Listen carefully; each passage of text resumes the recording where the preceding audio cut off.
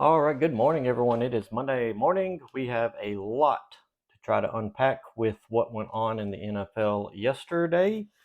So, with my picks, I had Chicago for the Thursday night game. They pulled that out yesterday. I had Buffalo to beat Jacksonville, did not happen. I had Houston to beat Atlanta, did not happen. Although that game was very close. Atlanta kicked a field goal late to win. So Houston was a solid pick.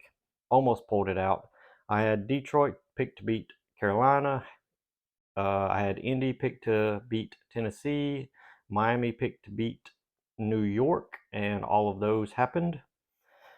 I had New England picked over New Orleans. That was a miss. Pittsburgh. I had Baltimore to beat Pittsburgh. That was a miss. I had Philly to beat the Rams. That was correct. I had Cincinnati to beat Arizona. Correct. I had Denver beating the Jets. That was a miss. And Kansas City beating Minnesota and San Francisco beating Dallas. Both correct. So, um, just starting at the beginning of the week, Thursday, it was a solid game by Justin Fields. And I say solid, it was a solid game by DJ Moore.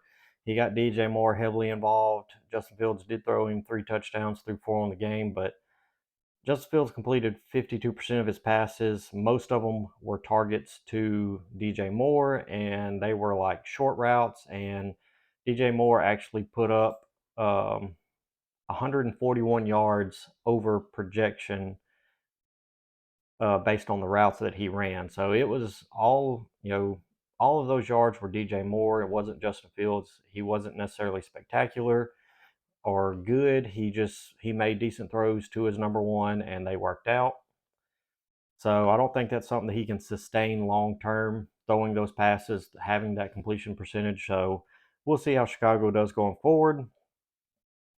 Buffalo, it just looked like they were sluggish and slow all game against Jacksonville. Jacksonville played in London last week, stayed there all week, and so they were well acclimated to the time zone change, being that I think it's like 5 to 7 hours. It's quite a bit different from United States to London. So Buffalo, they flew there Friday, and it's like I feel like they probably should have flew there Wednesday or maybe Thursday, just to give some extra time to adjust to the time change. Going there Friday, you're staying up late Friday night, you're getting up early Saturday. Like I feel like that's hard to get your body adjusted and being able to compete at a high level in a matter of 2 days. So, but Buffalo didn't play particularly well. They didn't get their running game going, and that's was part of why they were so good in their 3 game winning streak. I really don't have a concern with Buffalo at this point. They're still 3-2.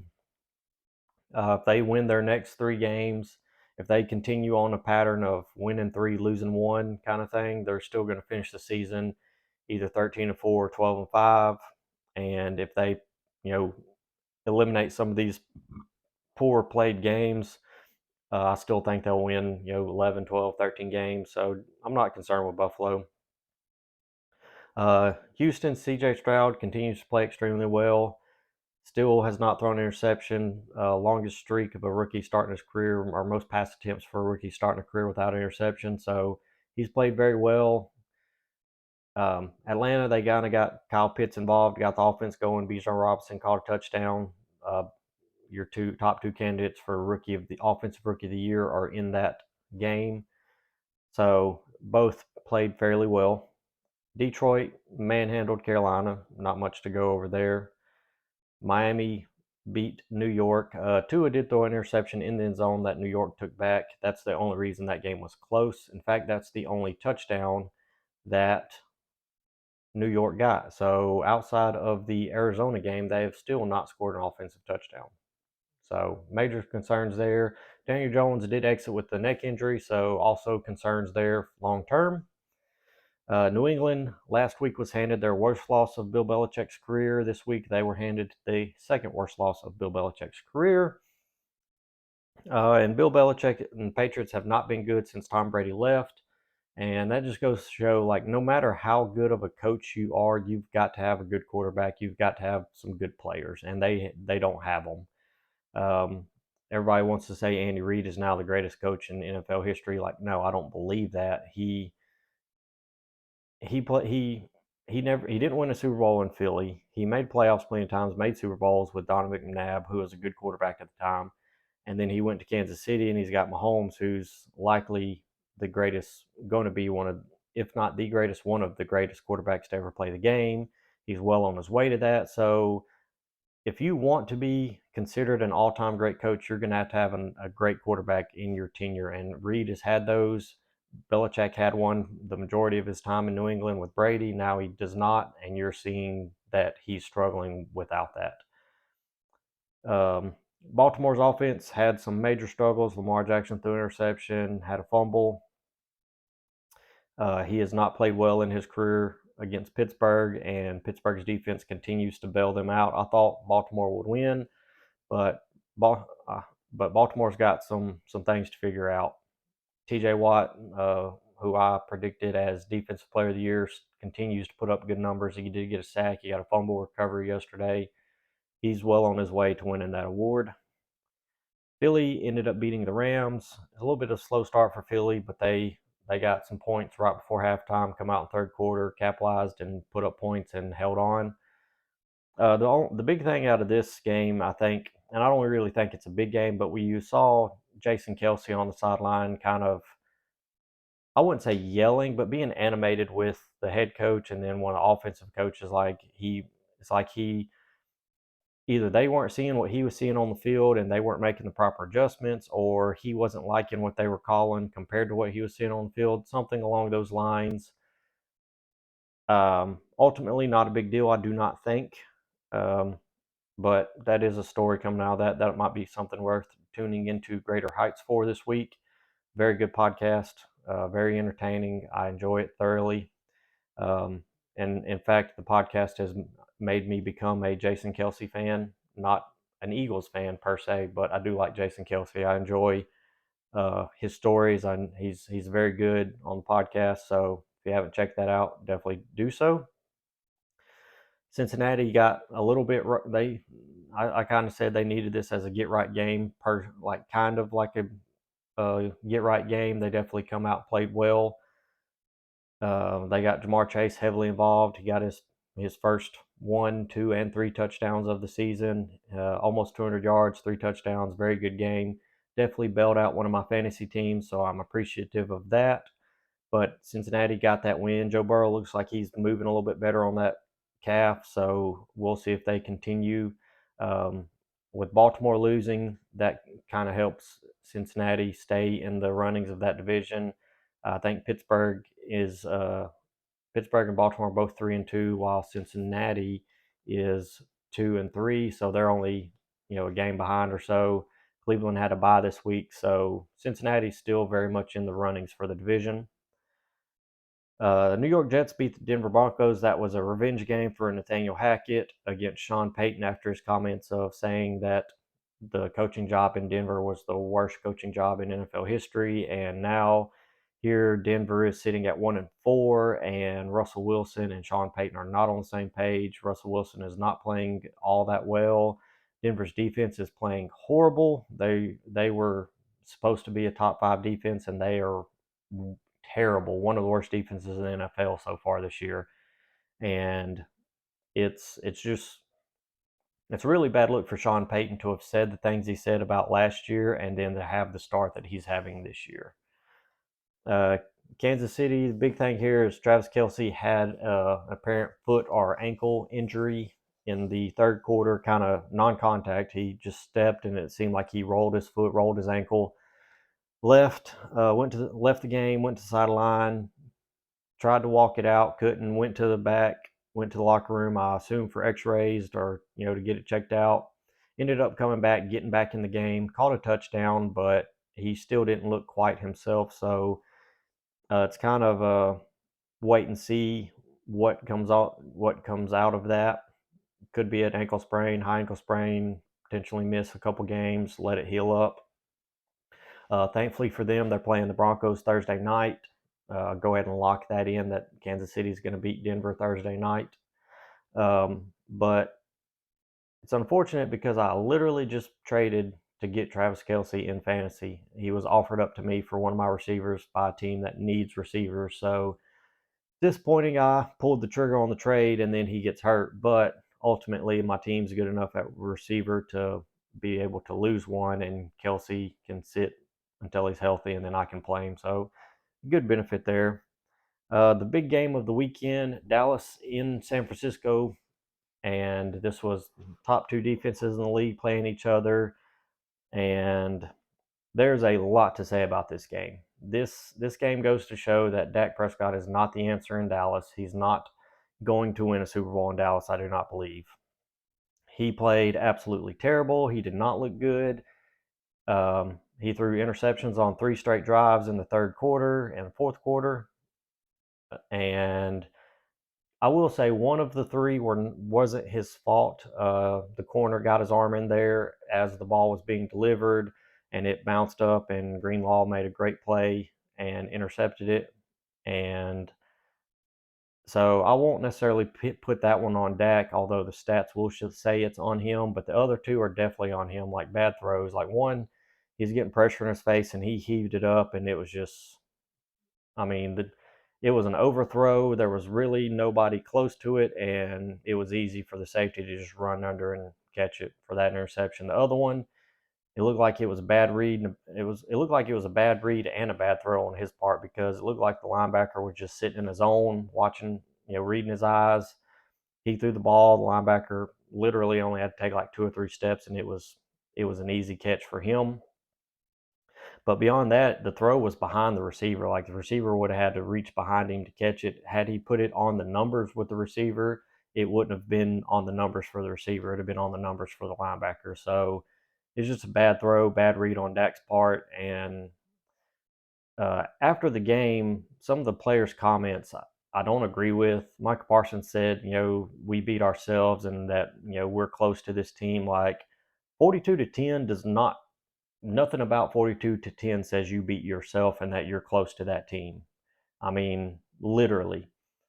Um, your strength of the team was your defense, and you got 1 sack on that against them. Like they game plan to minimize Michael Parsons' impact on the game, and they gave up 1 sack, and it was for a loss of 2 yards.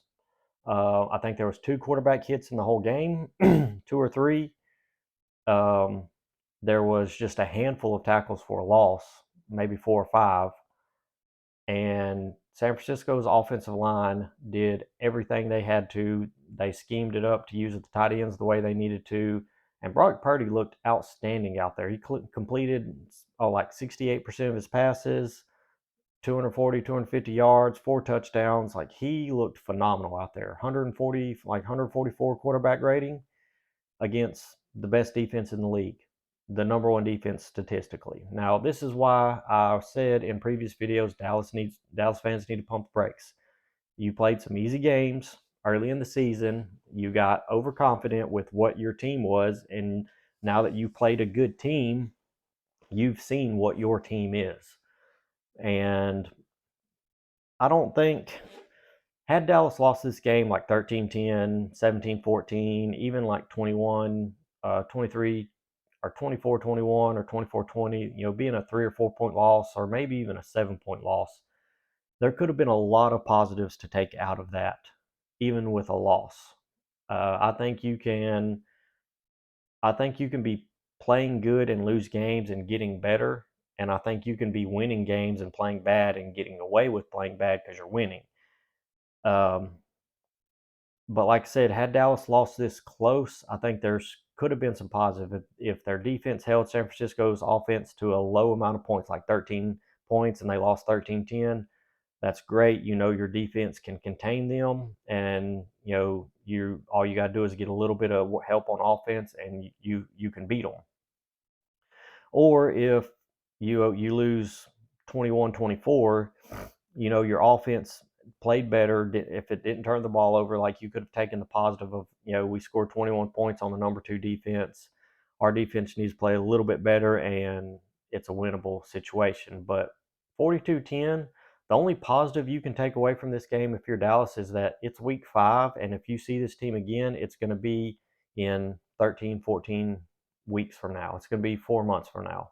It's going to be in January. So you've got a lot of football between now and then to get better and improve. But last night the play calling was bad, the execution was bad. It I mean, there was nothing good about what Dallas did last night. They didn't run the ball well, they didn't throw the ball well. I mean, they had one drive that was decent. Dak made one or two good throws. Purdy made almost a dozen good throws. Like their plan and their execution was phenomenal. Their coaching was phenomenal. Dallas's was not. Um, Dak threw one touchdown, three interceptions, very low QBR, very low rating. And in the other comment he made is like we didn't see this one coming. Like, how did you not see this one coming? Did you not know they were 4-0? Did you not know they were one of the top three teams in the NFC? Did you not know they were one of the only two undefeated teams before this? Did you not know that they knocked you out of the playoffs the last 2 years? Like, what part of this did you not see coming? Um, the only thing I could say that you should be able to say we didn't see coming is the lopsidedness of this game. But to lose this game and say you didn't see it coming when they've beat you twice already, and they have a good team, you can't say you didn't see this coming. Um, Especially when it's that lopsided. If it was a 13-10 game, yeah, you could say, we really didn't see it turning out that way. But 42-10, like, come on. You gotta be better than that. And this just goes to show, like I'd said that I didn't think Dallas was the answer. I think I'd said earlier that I thought the Trey Lance trade was going to be a negotiation tactic with Dak because he's a $60 million cap hit next year. You either have to extend him and pay him more long term to lower his cap hits, or you have to let him go, get rid of him. And I mean, he's not going to negotiate for less money. He's not going to take less money. So you're going to have to move on from him because he's going to want more money, and he has not delivered. Um, you're now 5 games in this year, and he's thrown 4 picks, 3 of them last night. Um, so, you know, basically a little over a quarter of the way in, he's got 4 interceptions. I don't think that'll average will hold. I don't think he'll throw 16 interceptions over the season, but it's just I don't know. It's like the players are acting like the fan base now, where they're overhyping themselves. They're too high on themselves, and instead of just taking their licks, tucking their tail, putting their head down, and saying, "Yeah, we got manhandled. We've got a lot of work to do. We got to move forward and learn from this." They really didn't say that. It's like they were like I said, Dak acted like he was surprised by this, and Mike Parsons said we beat ourselves and we're close to them. Like, no, you did not beat yourselves. Like, if you want to say you beat yourselves in a 13-10 loss, yeah, I can understand that, especially if there's a lot of tacky penalties and things like that. But there wasn't that many tacky penalties. It was fairly clean game for the most part, and you lost by 32 points. Like, you didn't beat yourself by 32 points. So, um, yeah. And one thing I will say is, I like the offense looked bad, and it's like, who are you going to blame the offense on now? Because last year you blamed it on Kellen Moore, and you wanted him out of town. And Dallas fans, most of the ones I interact with on a regular basis, were happy to see him go.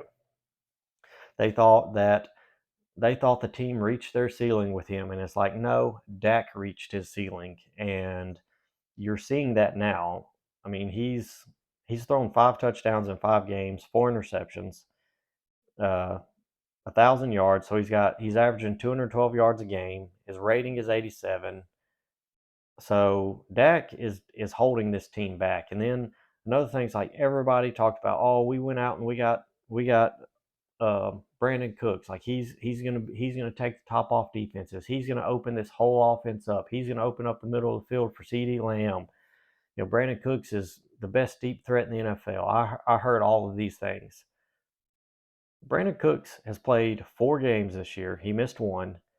He's got 19 targets, 9 receptions, so less than 50% of his targets have been caught. 9 catches for 73 yards, no touchdowns. Longest was 16 yards. I mean, he's been a 1,000-yard receiver quite a lot in his career, and if he's going to be a 1,000-yard receiver this year, I mean, hell, let me pull my phone out and do the math on this. They've got 12 games left.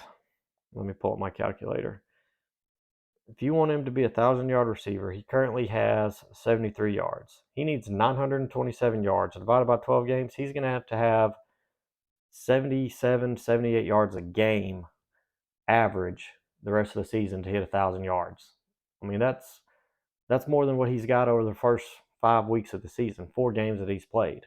So it's just everybody talked about how he was going to be the game changer, and I told him my response was Dallas has a history of going out and getting older players thinking they can still get their prime out of them when they can't. I mean, they went and got Anthony Barr last year. Didn't work out. A couple years ago, they were saying, "Oh, we have the best front seven in the NFL because some of the defensive players they signed on the line and a linebacker and the I forget the name of the players. I'd have to go back and look them up. But one of the linemen tore his ACL in training camp, never even played a game. One of the linebackers, he played on and off, but was irrelevant. I mean, at some point in time during training camp, going out and signing these older players or going after some of these older players, they're not the answer. The other one they went after this offseason was Gilmore. I think that was more so to try to complement and at least get because Gilmore is a better coverage corner than what Diggs is. Diggs is just he's in the right place at the right time a lot of times, and he's that's how he's got a lot of his turnovers, just more right place, right time. Because quite a few of them have come off batted balls, and he's there to get them. And I know he's caused some fumbles. Like he's a good player. I'm not trying to say he's not, but he's not a good coverage corner. Like he's not a shutdown corner. So it's like they tried to go out and get Gilmore to try to be that, so that Diggs can play a little bit more loose and try to create these turnovers. And now Diggs is hurt, out for the season, and now Gilmore is having to try to shut people down. And um, last night Van Der Esch took a hit to the neck from Parsons, kind of a ran into each other kind of thing. He's had neck injury history, so you could be without him for an extended amount of time, which is going to leave a hole in the defense. And with Michael Parsons being your only great player, it's like, well, a smart team like San Francisco will scheme to minimize his effect on the game. So Dallas's defense is going to be in trouble with some of these games that they're going to have to play, and um, I don't want to say their next 3 games are must-win games, but I don't think they can afford to lose 2 of their next 3. They're playing the Chargers next week. Then they have their bye. Then they play the Rams and the Eagles. They've got to win at least 2 of those games, because after that they play the Giants, Panthers, Commanders, all winnable games. And then they go into a brutal 5-game stretch of Seattle, Philadelphia, Buffalo, Miami, and Detroit. All 5 very good teams, all 5 playoff teams. And if you go into that stretch and you come out 1-4 or 2-3, it's not going to look good. It's not going to be good for you, because those are all teams that either you're going to see in the playoffs, or if in the chance that you make the Super Bowl, you could see one of them in the Super Bowl. The only other one that they're not seeing that they could see in the Super Bowl is the Chiefs. So your next 3 games are crucial, especially for your offense. Like your offense has not been good. Red zone offense has not been good. You've got to get that. You got to get that shored up. And the Chargers offense, I think the Chargers having a bye this week, giving them extra time, they can see what San Francisco did and try to replicate it. Matthew Stafford's not playing great right now. The Rams are having some protection issues, but with Cooper Kupp being back, they could be they could challenge Dallas, and then obviously Philly at Philly is going to be a challenge because Philly's playing pretty good. They're winning at the line of scrimmage. They're doing what they have to win, and they're undefeated. So these next three games are crucial for Dallas. Um, so with all that being said, only thing that's really left is the Monday night game tonight. That's the Packers on the road in Vegas against the Raiders. I picked the Packers to win. I know they're not favored. I think it's a 1.5 point game, 2 points for Vegas, but it'll be a good game. It's a close game, and I think with, like I said yesterday, the extra time to prepare for the game, I think the Packers will be ready. I think they'll try to get Jones going early, try to get some of these receivers involved, and I think they'll pull this game out. It should be entertaining nonetheless. I love it when my team plays on Monday night, so I'll enjoy that. Win or lose, I enjoy watching them. So we'll be back tomorrow or Wednesday. We'll break down the Monday night game, look ahead to the Thursday night game, and we'll hit on some college football stuff. This video kind of ran long, so we'll hit some college football stuff tomorrow, and that's about it. So go Pack Go tonight, and we'll catch you tomorrow.